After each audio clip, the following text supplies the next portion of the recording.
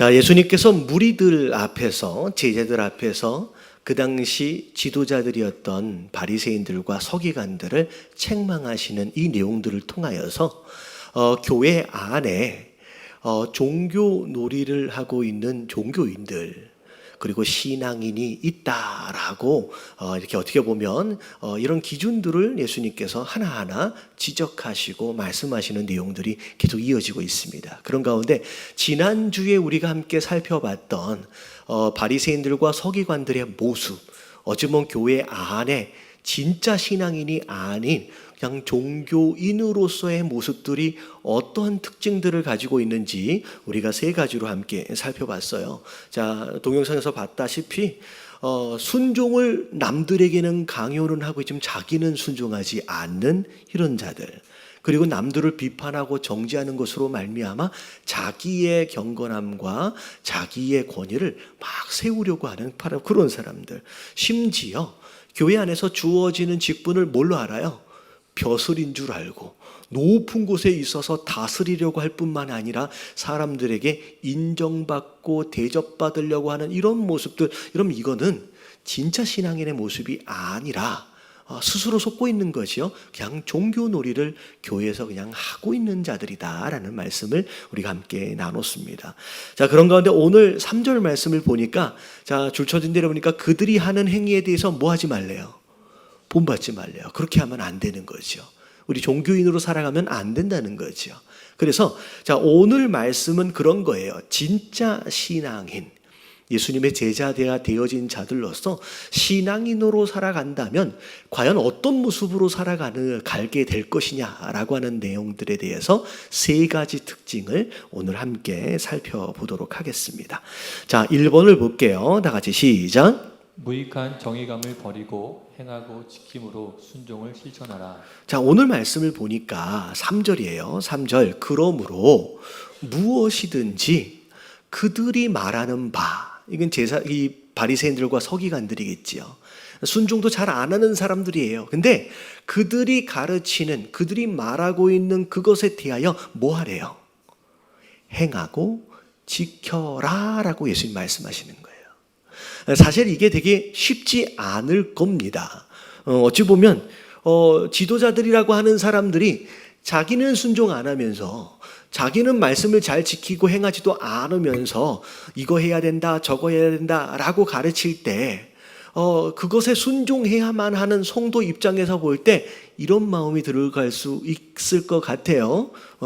그분들을 향하여서 이렇게 전문적인 표현으로 너나 잘하세요 라는 그런 마음이 들 수 있을 것 같아요. 조금 더 속된 표현으로 하면 지는 안 하면서 왜 우리 보고 하려 그래? 라고 하면서 어떻게 보면 순종하는 것이 굉장히 껄끄러울 수가 있다라는 거죠. 근데 자, 우리가 이제 잘 알아야 될 게 뭐냐면, 첫 번째, 누군가 특별히 지도자의 불순종이 나의 불순종의 핑곗거리 또는 정당화의 수단이 되어져서는 안 된다는 거예요. 무슨 얘기인지 알겠죠? 쟤네들도 잘 안 하는데 그래서 나도 안 해? 라고 하는 핑곗거리나 정당화의 수단이 되어져서는 안 된다는 거예요. 왜냐하면 그들은 그들이고 나는 나예요. 그들이 장차 그들의 하나님 앞에서 심판을 받게 될 것처럼 우리도 나중에 하나님 앞에서 개인적으로 서게 될 자다라는 거죠. 그렇기 때문에 쟤네들이 안 하니까 나도 안 해, 이런 상황이 되어지면 똑같이 닮아가는 상황이 될 뿐만이 아니라 불순종한 것에 대한 심판을 누가 받게 돼요? 누가 받게 돼요? 쟤네들이 받는 게 아니라 내가 받는 거예요. 그러니까 그들이 순종을 하든 안 하든 개의치 말고 뭐 비판하고 정죄할 필요가 없이 일단은 네가 순종해야 할 그 말씀에 누가 순종하라는 거예요? 내가 순종하라 라고 예수님 말씀하시는 거예요. 여러분 깨달아지시길 주님의 이름으로 축원합니다. 이렇게 얘기하니까 별로 받아들이고 싶지 않은 약간 그런 눈치인데 이게 중요한 거예요. 그냥 내가 순종하면 되는 거예요. 저 사람들이 어떻게 살든 개의치 말고, 그리고 사실 바리새인과 비슷한 마음이 우리 안에 들어갈 수 있어요.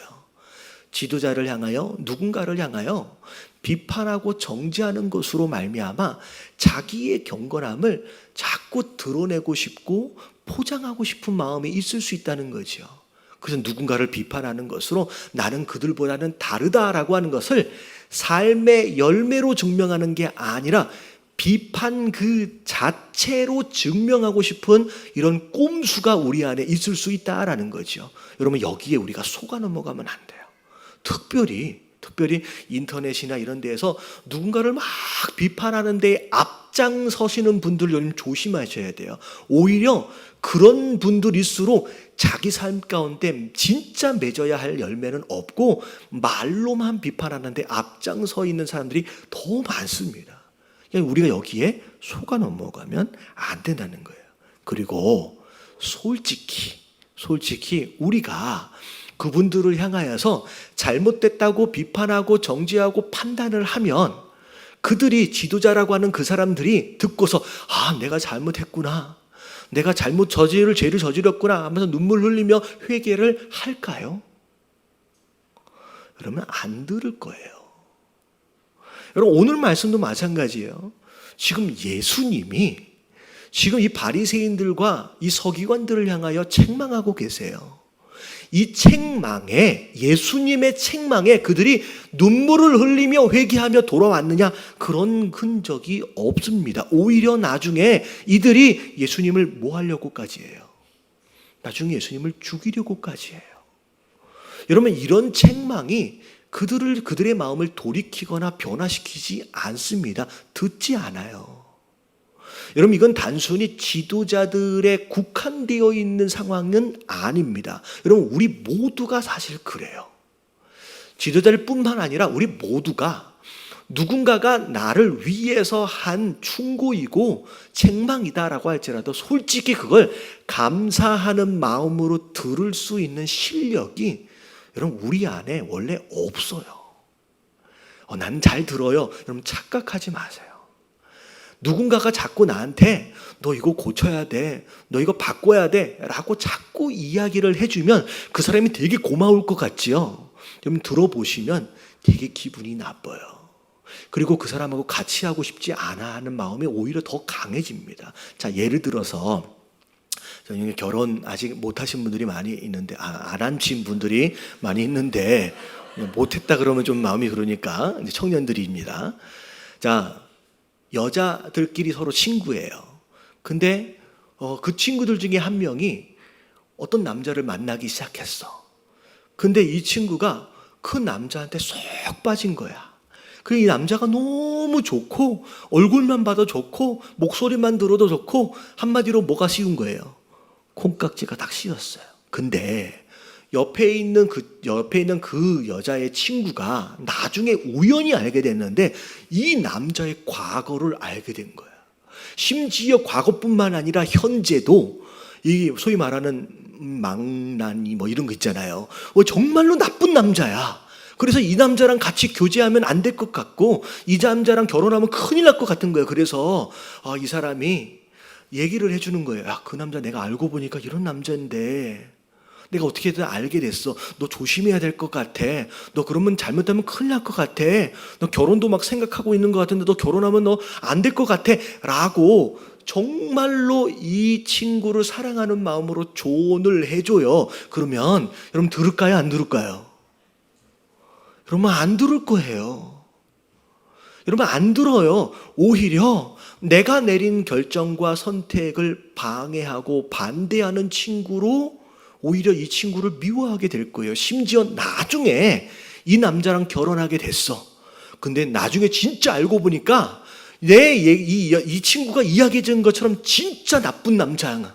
그래서 가정이 너무 어려워졌어요. 그래서 진짜 눈물 흘리는 것만큼 가슴을 치는 것만큼 후회하는 상황이 벌어져. 그러면 그때 이 이야기를 들었어야 되는데 라고 이 친구에 대하여 그래도 고마운 마음으로 기억하느냐? 여러분 그렇지 않아요. 결혼 전에 그냥 나를 반대했던 친구로 그냥 기억하고 있지 나를 위해서 사랑으로 조언해줬던 친구로 기억하지 않습니다. 여러분 이게 우리의 본능이에요. 무슨 얘기인지 아시겠죠? 여러분 예초부터 우리는 누군가의 좋은 조언을 들어줄 수 있는 그런 실력이 없어요. 그렇기 때문에 여러분 혹시나 주변에 이런 지도자든 이런 누군가든 있다라고 하면 여러분 얘기해 주지 마세요. 얘기해 주지 마세요. 오히려 기도해 주세요. 그 사람이 복이 있으면 나중에 깨달아요. 여러분 복이 없으면 못 깨닫고 가는 거예요. 오히려 의만 상할 뿐이에요. 여러분 이게 우리의 현실입니다. 그래서 오늘 예수님 뭐라고 말씀하시냐면 그들이 무슨 짓을 하든 불순종하든 개의치 말래요. 그냥 너희는 그들이 가르치는 그 하나님 말씀에 뭐 하기만 하면 돼요. 순종하기만 하면 된대요. 네가 행하기만 하면 된대요. 왜냐하면 너는 나와 대면할 내 자녀고 내 백성이기 때문에 지도자들이 어떻게 했든 내 옆에 있는 사람이 어떻게 했든 개의치 말라라고 말씀하시는 거예요. 여러분 이게 사단의 또 다른 속임수예요. 소위 말하는 정의감. 누군가를 막 바꿔야 할 것 같고 고쳐야 할 것 같고 여러분 이 정의감에 속아 넘어가면 안 돼요. 여러분 나도 잘 안 바뀌는데 누가 누굴 바꿔요? 여러분 그게 되는 게 아니에요. 여러분 대표적인 예가 다윗과 골리앗의 예예요. 잘 들어보세요. 다윗이 아버지의 심부름으로 전쟁터를 가게 된 거예요. 전쟁하러 간 게 아니죠. 형들을 방문하러 갔는데 거기서 뭘 발견했냐면 골리앗이라고 하는 큰 거인 장수가 이스라엘 백성을 모독하는 장면을 봤어요. 그랬더니 다윗이 너무 마음이 불편한 거예요. 화가 나는 거예요. 어떻게 하나님의 백성을 모독할까? 그래서 그 내용이 사무엘상 17장 26절에 나오는데 밑에 두 줄만 한번 읽어볼게요. 다 같이 시작. 이 할례 받지 않은 블레셋 사람이 누구이기에 살아계시는 군대를 모욕하겠느냐. 굉장히 화가 났어요. 그래서 다윗이 사실은 어마어마한 거인이었기 때문에 거의 3m 가까이 되는 거인이었습니다. 그러다 보니까 아무도 싸우려고 나가려고 하지도 않고 다 부들부들 떨고 있으니까 소년이었던 어찌 보면 지금 19살이 안 된 거예요. 그래서 전쟁터에 군사로 나와 있는 상태가 아니잖아요. 근데 다윗이 소년이었던 다윗이 내가 싸우겠다라고 해서 나가려고 작정을 하는데 그때 갑자기 돌발적인 상황이 벌어집니다. 그게 28절인데 자 28절에 자 누가 등장하냐면 큰 형 엘리압이 등장해요. 다윗은 골리앗과 목숨을 걸고 내가 싸우겠다라고 지금 나가려고 하는데 갑자기 큰 형 엘리압이 등장을 하더니만 다윗에게 이상한 도발을 하는데 자 28절 읽어볼게요. 시작. 28절 시작. 큰형 엘리압이 다윗이 사람들에게 하는 말을 들은지라 그가 다윗에게 노를 바라여 이르되 내가 어찌하여 이리로 내려왔느냐 들에 있는 양들을 누구에게 맡겼느냐 나는 내 교만과 내 마음의 완악함을 아노니 내가 전쟁을 구경하러 왔도다. 여러분 솔직히 이런 얘기가 큰 형인 자가 막내 동생에게 할 만한 얘기라는 거예요. 막내 동생은 정말 자기 목숨을 걸고 싸우겠다라고 지금 나가려고 하는데 이 동생 보고 뭐라 그래요? 나는 네 교만함과 네 마음의 완악함을 안다라고까지 얘기하면서 지금 네가 전쟁에 구경하러 왔도다라고 얘기해요. 솔직히 구경은 누가 하고 있어요?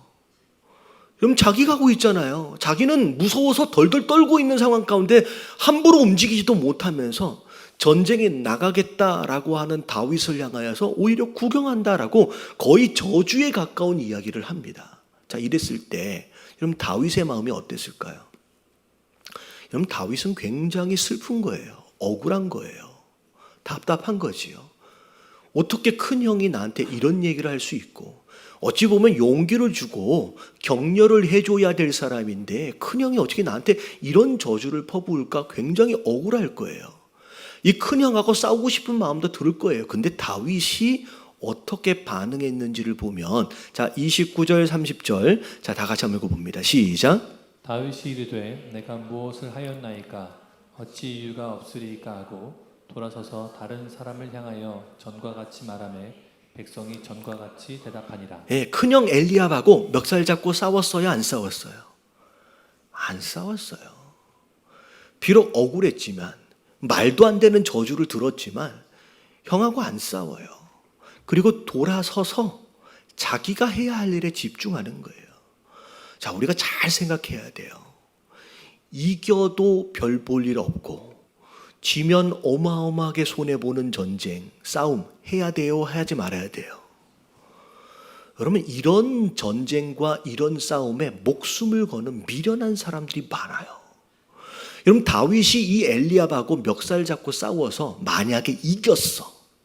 그러면 사람들이 야, 다윗 힘이 세네, 형도 이기고 박수를 막 쳐줬을까요? 아니요. 이겨도 별로 칭찬 들을 만한 일이 아니에요. 만약에 지면 어떻게 돼요? 여러분, 형하고 멱살 잡고 싸우다가 만약에 졌어. 그러면 골리앗하고 싸울 수 있는 기회 자체가 없어져요. 너는 형도 못 이기면서 무슨 골리앗하고 싸워. 근데 여러분, 이겨도 져도 아무것도 얻을 수 없는 논쟁과 싸움에 많은 사람들이 어마어마한 시간과 에너지를 투자합니다. 그리고 길지도 않은 이 짧은 세월을 굉장히 낭비하는 거예요. 이러면 해도 소용이 없어요. 유익할 게 없어요. 여러분, 이런 싸움은 여러분 피하는 게 장땡이에요. 할렐루야. 여러분, 이건 피하는 거예요. 자, 보세요. 더군다나 여러분, 이게 17장인데 여러분 16장과 15장에 보면 여러분 여기서 중간에 등장하고 있는 사울 왕, 여러분 사울 왕은 이미 하나님께 버림받은 상태예요. 하나님이 기름 부으셨지만 이미 하나님이 그 왕권을 이 사울 왕에서 뺏으셨어요. 심지어 16장에는 다윗이 사울 대신에 직접 기름 부으심을 받은 상태입니다. 어떻게 보면 아직 다윗이 왕이 되지 않지만 영적으로 보면 사울은 왕권을 잃은 상태고 다윗은 새롭게 왕으로 등장하는 상태예요. 근데 이 다윗이 사울의 왕권에 대하여, 사울의 불순종에 대하여, 사울이 왕권을 잃은 것에 대하여 말을 해야 하네요. 하지 않아요. 그냥 지나가는 거예요. 굳이 그것 가지고 사울 왕하고 논쟁할 필요가 없는 거예요. 내가 기름 부음 받았어 라고 나타내지 않는 거예요. 자, 우리가 잘 알아야 돼요. 큰 형 엘리압도 지나가는 인물이에요. 사울 왕도 나중에 다윗을 괴롭히지만 결국은 지나가는 인물이에요.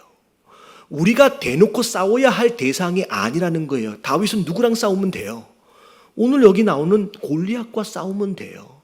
그 골리앗의 목숨을 걸면 돼요. 거기서 이기면 되는 거예요. 그러면 어떻게 되느냐? 엘리압도 지나가고 사울도 지나가고 다 지나갔는데 나중에 결국은 다윗이 누가 돼요?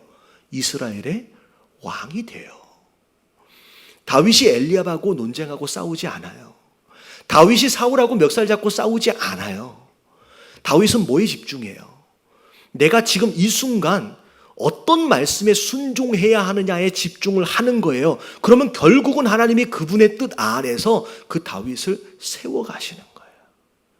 자, 오늘 예수님 말씀하시는 게, 그래, 지도자들 중에 말도 안 되는 사람이 있을 수 있다는 거예요. 불순종하는 사람도 있다는 거예요. 그들을 향하여 비판하고 정죄하는 것으로 네 아까운 시간을 소모해버리지 말고 지금 네가 무엇에 순종해야 할지에 집중하고 거기에 열매를 거두라는 거예요. 그러면 내가 나중에 내 뜻 안에서 너를 세워가겠다라고 하나님 말씀하고 계시는 줄로 믿습니다. 그래서 불필요한 싸움에 목숨 걸지 마세요. 이러면 인생이 엄청 짧습니다. 여러분들 지금 청년들이 많은데 20대, 30대, 제가 40대예요. 근데 제가 40대인지 모르고 있어요. 마치 제가 20대인 것처럼 30대인 걸 착각할 때가 있어요. 이게 시간이 가는데 제가 늙어가고 있는데 그걸 모른다니까요. 여러분, 이 빠른 세월을 불필요한 정의감이나 그런 것들에 여러분 낭비하지 마시고 여러분 여러분들이 거둬야 할 열매에 집중하시는 저와 여러분들 되시길 주님의 이름으로 축원합니다. 그래서 첫 번째는 신앙인은 불필요한 것에 논쟁하고 싸우는 것으로 세월 낭비하지 않고 자기가 무엇에 순종해야 될지를 알고 거기에 열매를 맺는 것에 집중하는 거. 여러분 그게 신앙인의 첫 번째 특징입니다. 자, 두 번째. 다 같이 한번 읽어볼게요. 시작. 가르치려고 하지 말고 죽을 때까지 배우는 자가 되라. 자, 오늘 8절 말씀을 보니까 자, 너희는 랍비라 칭함을 받지 말라라고 지금 주변에 있는 제자들에게 이런 요청을 하시는 거예요. 자, 너희는 선생이 누구래요? 너희 선생은 하나 예수님이죠. 너희는 다 형제다라고 말씀하시면서 심지어 10절에 보니까 다 같이 한번 읽어볼게요. 다 같이 시작. 또한 지도자라 칭함을 받지 말라. 너희의 지도자는 한 분이시니 곧 그리스도시니. 네. 랍비 또는 선생님, 지도자라고 칭함을 받는 것에 지나치게 집착하지 말라는 거예요. 여러분 이 당시의 서기관들과 이 바리새인들은 여러분 이게 그들의 성공이었어요. 목표였어요. 그러니까 어떻게 보면 열심히 공부해가지고 서기관의 위치, 열심히 무엇인가를 해가지고 바리새인의 위치, 그들 사이에서도 나름대로 위아래가 있었겠지요. 그 자리에 차지하게 되면 나름대로의 영향력을 미치면서 나름대로 뭐 다스리기도 하고 지배하기도 하고, 여러분 그것이 마치 벼슬인 것처럼 생각하고 그것이 인생의 목표이며 성공의 모델인 것처럼 막 그렇게 달려왔던 사람들이 이 서기관들과 바리새인들의 모습이라는 거예요. 근데 예수님 뭐라고 말씀하시냐면 그렇게 누군가에 의해서 불려지는 그런 직함, 직분, 그런 거에 집착하지 말라라고 말씀하시면서 오히려 가르치는 자가 아닌 오히려 뭐 하는 자가 되라? 배우는 자가 되라는 거예요. 배우는 자가 되라는 거예요. 여러분 사실은 신앙생활 안에서 말하고 가르치는 것보다 여러분 듣고 배우는 게 훨씬 더 중요합니다. 그래서 먼저 확 나와버렸는데, 자 로마서 10장 17절 말씀 같이 한번 읽어볼게요. 자, 다 같이 시작. 그러므로 믿음은 들음에서 나며 들음은 그리스도의 말씀으로 말미암았느니라. 그럼 자꾸 교회에서 여러분 가르치고 말하고 주장하고 막 그렇게 하려고 애쓰지 마세요. 여러분 교회는요 뭐 하는 곳이에요? 여러분 듣고 배우는 것이에요. 신앙생활의 가장 기본이 바로 그런 거예요. 그래서 여러분 종종 그 약간 나이가 있으신 분들, 뭐 소위 어르신 또는 어떤 위치, 어떤 경험들이 있으신 분들이 자꾸 젊은이들하고 같이 있으면서 막 이제 자기 왕년에는 이랬었느니, 내가 너 때에는 이랬었느니 막 이렇게 막 가르치려고 하시는 분들 있잖아요. 그럼 그런 분들을 젊은 사람들이 이렇게 전문 용어로 뭐라고 불러요? 뭐 알잖아요. 모르는 척 알잖아요. 뭐라고 불러요? 꼰대라고 부르거든요. 여러분 꼰대, 여러분 별로 이렇게 기분이 좋은 표현은 아닌 것 같아요. 자꾸 가르치려고 하는 그런 모습들 싫어한다는 거예요. 근데 잘 생각해 보세요. 경험이 있는 자, 어떤 위치에 올라 있는 자들이 젊은 사람들을 향하여 막 자기의 무엇인가를 주장하고 가르치려고 하는 것도 꼰대지만, 그분들의 이야기를 나는 듣고 싶지 않다라고 그들을 꼰대라고 부르고 있는 젊은이들, 사실은 나이의 차이만 있을 뿐이지 여러분 그렇게 꼰대를 꼰대라고 부르는 그 모습 또한 이 안에 뭐가 있는 거예요? 여러분 꼰대가 있는 거예요. 듣고 싶지 않다는 거예요. 배우고 싶지 않다라는 거예요. 그러면 똑같은 거예요. 여러분 우리가 다 그렇게 살아가요. 듣는 것보다 말하는 거 좋아하고요. 배우는 것보다 가르치는 거 좋아해요. 근데 신앙은 그게 아니라는 거예요. 믿음은 들음에서 난다. 네가 들어야, 하나님 말씀을 듣고 배워야 그래야지 믿음이 성장한다는 얘기예요. 그래서 이스라엘 백성이 출애굽기를 보면 애굽에서 오랫동안 종살이를 하다가 출애굽해서 광야로 나와요. 광야로 나온 상황 가운데서 가나안 땅까지 들어갈 때 몇 년 동안 광야에서 머물렀냐면 40년 동안 머물러요. 원래는 일주일, 아무리 길어도 한 달이면 들어갈 거리인데 이 40년을 광야에서 머물면서 하나님이 이스라엘 백성들을 훈련시킵니다. 여러분, 이 40년 동안 도대체 뭘 훈련하시기 위해서 이런 오랜 시간을 하나님께서 기다리셨느냐, 뭘 훈련하셨을 것 같아요? 여러분, 간단히 얘기하면 입을 다물고 귀를 여는 훈련이 40년 필요한 거예요. 사실 가나안 땅, 이 애굽 땅에서 나온 이스라엘 백성들 얼마나 말이 많았는지 여러분 그 상황을 한번 생각해 볼 필요가 있어요. 여러분, 남자만 6, 70만 명이에요. 어린들과 아이들까지만 뭐 다 합치면 뭐 100만 명, 뭐 200만 명까지도 될 수 있는 어마어마한 이스라엘 백성들이 광야로 갑자기 나왔어요.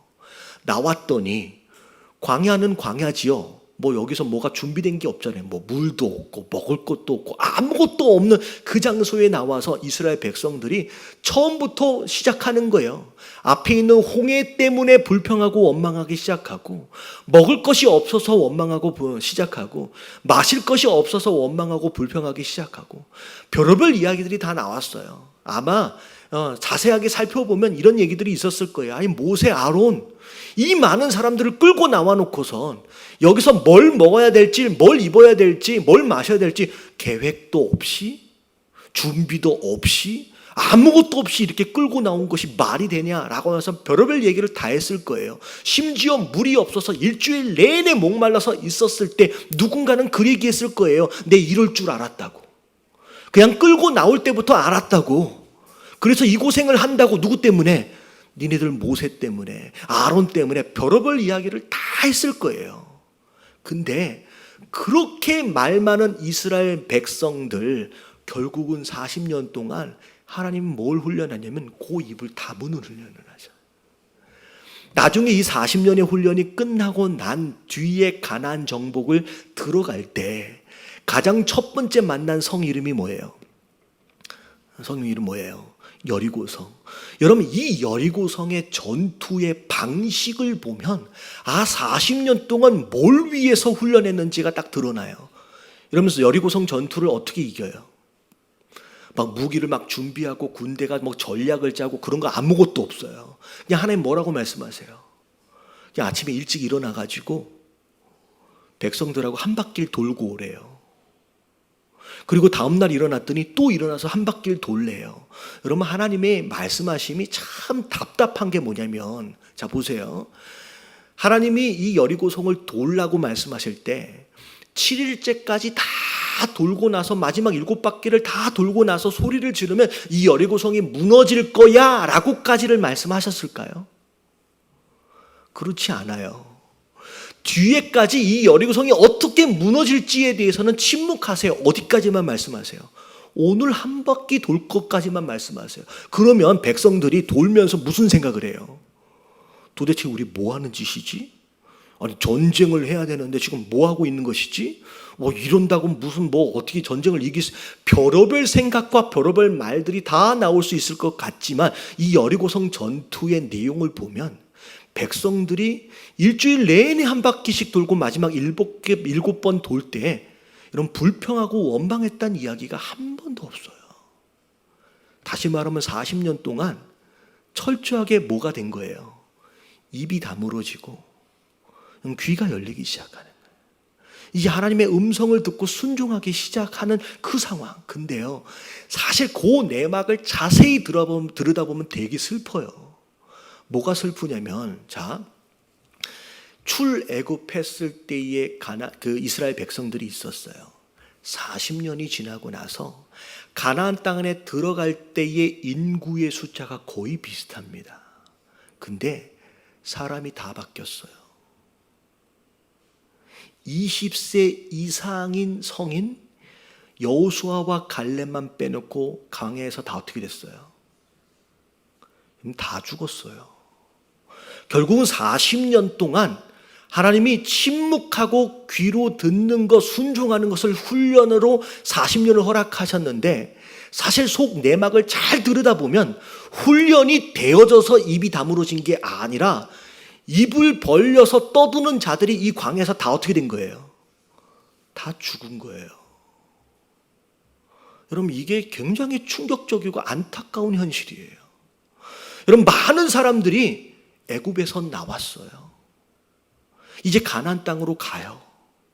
이게 신앙생활이에요. 근데 많은 사람들이 입을 다물고 귀를 열어서 하나님 말씀을 듣는 것이 중요하다라고 하는 걸 알지만 40년 동안의 이 훈련 기간 동안에 이게 훈련이 돼요, 안 돼요? 잘 안 되는 곳으로 말미암아 광야에서 죽는 성도들이 훨씬 더 많습니다. 여러분, 이 가운데 내가 20살이 넘었다 라고 여겨지시는 분들은 조심하셔야 돼요. 여러분, 나이가 먹으면 이게 안 바뀌어요. 여기 나이가 먹으면 내 안에서 이게 굳어져 버려요. 뭘 어떻게 해야 되는지를 머릿속으로는 아는데 이게 잘 안 바뀌어요. 그래서 광야에서 죽는다고요.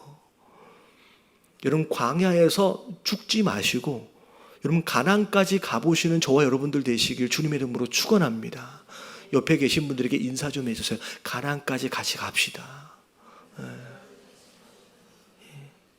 여러분, 다 죽는 거예요. 여러분, 이게 듣는 게 얼마나 중요한지는 사실 성경의 중간중간 얼마나 많이 이야기하고 있는지, 여러분, 솔로몬이 지혜의 왕이에요. 여러분, 이 지혜가 솔로몬이 공부해서 얻은 게 아니에요. 여러분, 누가 주신 거예요? 여러분, 하나님이 주셨어요. 여러분, 하나님이 지혜를 솔로몬에게 주실 때 하신 말씀이 열왕기상 3장 12절에 나오는데, 자, 볼게요. 위에 부분만 같이 한번 읽어봅니다. 자, 줄 쳐준 데까지만. 시작. 내가 내 말대로 하여 내게 지혜롭고 총명한 마음을 주노니. 자, 솔로몬이 기도했다는 거예요. 그래서 네가 이야기한 대로 내가 너한테 지혜롭고 총명한 마음을 내가 줄게 라고 응답하시는 장면인데, 과연 솔로몬이 하나님께 구체적으로 어떻게 구했을까를 이 조금만 전에 보면 9절 말씀에 솔로몬이 기도한 내용이 나와요. 자, 같이 한번 읽어봅니다. 자, 다 같이 시작.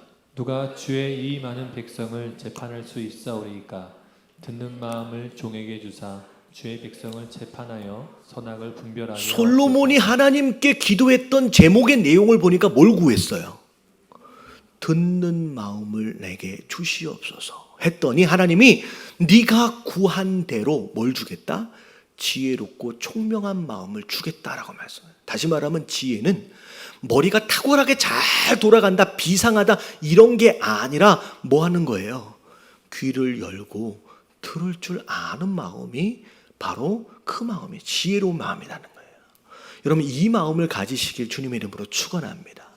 그리고 너희가 자꾸 가르치려고만 하는 선생이 아닌 배우는 자가 되라고 하는 또 다른 특별한 이유가 있어요. 야고보서 3장 1절부터 2절까지 말씀을 보면, 자, 같이 한번 읽어봅니다. 시작. 내 형제들아, 너희는 선생된 우리가 더 큰 심판을 받을 줄 알고 선생이 많이 되지 말라. 우리가 다 실수가 많으니 만일 말에 실수가 없는 자라면 곧 온전한 사람이라. 예. 자, 여기까지요. 자, 선생, 가르치는 자는 여러분 하나님 앞에서 심판을 받을 때 기준이 달라요. 가르쳤던 자이기 때문에 그것에 대하여 뭐라 그래요? 우리가 더 큰 심판을 받는데요. 왜냐하면 가르칠수록 뭐가 많아져요? 말에 실수가 많아져서 오히려 하나님 앞에 더 큰 심판을 받을 수 있다는 거죠. 그래서 여러분들 가르치려고 하는 것보다 여러분 배우는 자가 되어지시길 주님의 이름으로 축원합니다. 그래서 두 번째 특징이에요. 신앙인의 두 번째 특징은 가르치고 막 그것을 벼슬로 알고 그런 게 아니라 겸손하게 듣고 배우는 것에 집중하는 자. 이게 신앙인의 두 번째 특징입니다. 자, 마지막 세 번째입니다. 자, 3번 같이 한번 읽어볼게요. 시작. 세속적인 욕심을 버리고 겸손히 섬기는 큰 자가 되라. 자, 11절에 보니까 예수님 뭐라고 말씀하시냐? 너희 중에 큰 자는 너희를 섬기는 자가 되어야 할 것이다 라고 말씀하셔요. 자, 이 내용을 보면 이런 거죠. 여러분, 세상의 관점에서 보면 여러분 왜 그렇게 열심히 공부해야 되고 왜 그렇게 열심히 일해야 되느냐? 자, 이런 거예요. 높은 자리에 올라가고 싶은 거예요. 더 높은 위치에 올라가고 싶은 거예요. 그래서 그 자리에서 그 위치에서 나름대로의 자기의 유익을 취하고 싶은 어떤 세속적 욕심이 사실은 그 마음의 근거가 됩니다. 자꾸 높은 데로. 바리새인들과 서기관들은 마찬가지예요. 더 높은 자리, 더 높은 위치. 그래서 그 위치에서 누군가를 다스리고 누군가를 지배하고 거기에서 내가 원하는 무엇인가를 얻고, 이게 세상적인 관점이야. 근데 예수님은 오히려 높이 올라가고 라고 하는 그런 개념보다는 예수님의 관점은 높은 사람이 아니라 어떤 사람이 되래요? 오늘 보니까 큰 사람이 되래요. 과연 높은 사람과 큰 사람이 뭐가 다를까? 곰곰이 묵상을 하다 보니까 그런 거예요. 여러분, 나무가 크면 그늘이 많아져요. 더 많은 사람들이 그 그늘에서 쉴 수 있고요. 여러분, 나무가 크면요, 열매도 많이 맺을 수 있어요. 그래서 더 많은 사람이 그 열매를 누릴 수 있고요. 나무가 크면 그 안에 새들이 깃들 수 있는 공간들도 많아져요. 많은 사람들이 거기에서 아늑함과 평안함을 또 누릴 수가 있어요. 높은 자는 자기 위치에서 누군가를 다스리고 통치하지만, 여러분, 큰 자는 커지면 커질수록 더 많은 사람들이 그 안에서 유익을 누리고 안정을 누리고 섬김을 받는 그런 자가 된다는 거예요. 예수님이 원하시는 것이 바로 그런 거예요. 높은 자리에 올라가서 자꾸 누군가를 가르치고 통치하고 다스리고 그러려고 하는 사람이 아니라 큰 사람이 돼서 하나님이 누가 보내주시던 그 사람들을 끌어안고 사랑해주고 품을 수 있는 그런 사람이 되라라고 말씀하시는 거예요. 그런 가운데 네가 정말로 낮아져서 그렇게 섬기면 오히려 하나님이 뭐라고 말씀하시냐면, 누구든지 자기를 스스로 높이는 자는 어떻게 하신대요? 하나님 오히려 낮춰버리시고요. 오히려 자기를 낮추고 섬길 줄 아는 사람은 하나님 높여주신대요. 여러분, 이게 사실은 예수님의 삶의 모습이에요. 여러분, 예수님이 이 땅에 어떤 모습으로 사셨는지, 그리고 그 예수님을 하나님이 어떻게 높여셨는지에 대한 내용이 빌립보서 2장 5절부터 11절까지 나옵니다. 자, 일단은 한 8절까지 쭉 한번 읽어볼게요. 시작. 너희 안에 이 마음을 품으라. 곧 그리스도 예수의 마음이니 그는 근본 하나님의 본체시나 하나님과 동등됨을 취할 것으로 여기지 아니하시고 오히려 자기를 비워 종의 형체를 가지사 사람들과 같이 되셨고 사람의 모양으로 나타나사 자기를 낮추시고 죽기까지 복종하셨으니 곧 십자가에 죽으심이라. 예수님이 가르치신 대로 본인이 스스로 이런 삶을 사셨어요. 하나님이심에도 불구하고 본인을 낮추시고 우리를 죽기까지 섬기셨다는 거예요. 그랬더니 9절서부터 나오는 내용이 하나님이 그 예수님을 높이시는 과정이 나옵니다. 이러므로 시작. 이러므로 하나님이 그를 지극히 높여 모든 이름 위에 뛰어난 이름을 주사 하늘에 있는 자들과 땅에 있는 자들과 땅 아래에 있는 자들로 모든 무릎을 예수의 이름에 꿇게 하시고 모든 입으로 예수 그리스도를 주라 시인하여 하나님 아버지께 영광을 돌리게 하셨느니라. 하나님이 이 예수님에게 지극히 높은 이름, 모든 이름 위에 뛰어난 이름을 주시면서 만물의 뭐가 되게 하셨어요? 주인이 되게 하셨어요.